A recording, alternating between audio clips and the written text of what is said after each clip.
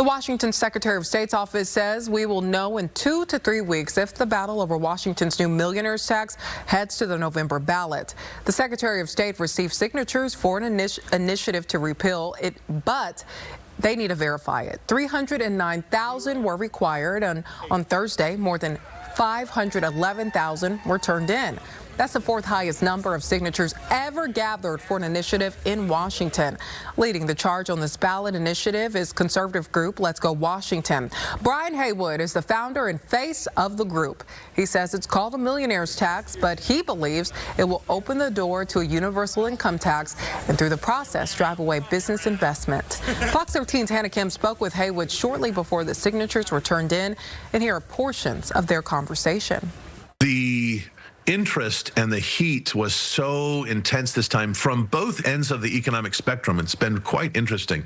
People that were not involved in the campaigns for the capital gains tax and some of the other things are suddenly going, holy cow, they're not stopping. They didn't just stop there. They keep going, and they're either moving. Some of the people are sending us checks from out of state because they're leaving. And then there's a lot of people that are like on the decision point, do we leave?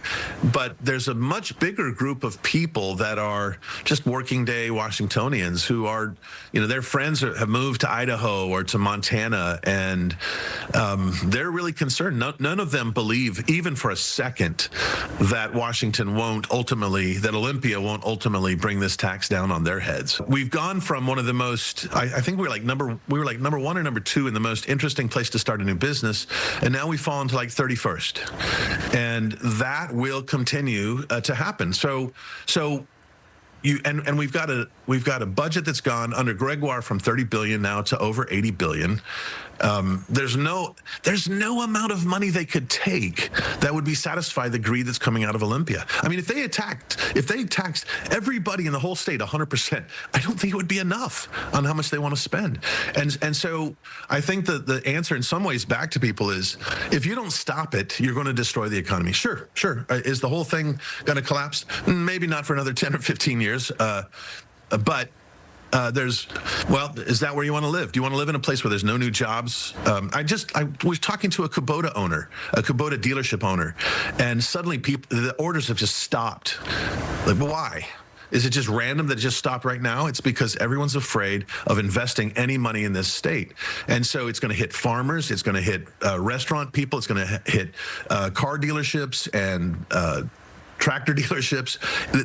They're pretending like this is some sort of when they say a millionaire, so what they're trying to do, they're like Mr. Howell from Gilligan's Island is what they're trying to pretend like this is. Like, this is going to hit a bunch of people with yachts, hanging out with Mark Zuckerberg.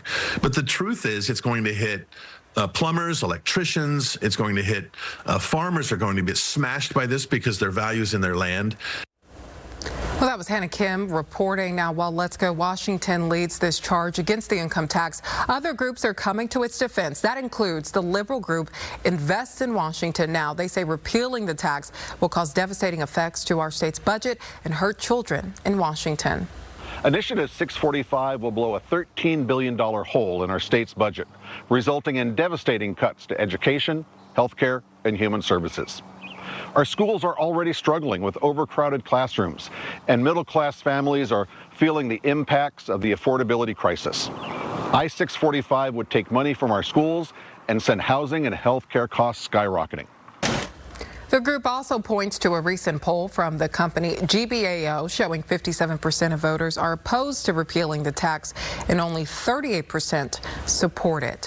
While this issue is likely headed for the November ballot, voters may not have the final say. The millionaires tax is also facing a lawsuit that challenges its constitutionality, and the case will likely be decided by the state's Supreme Court.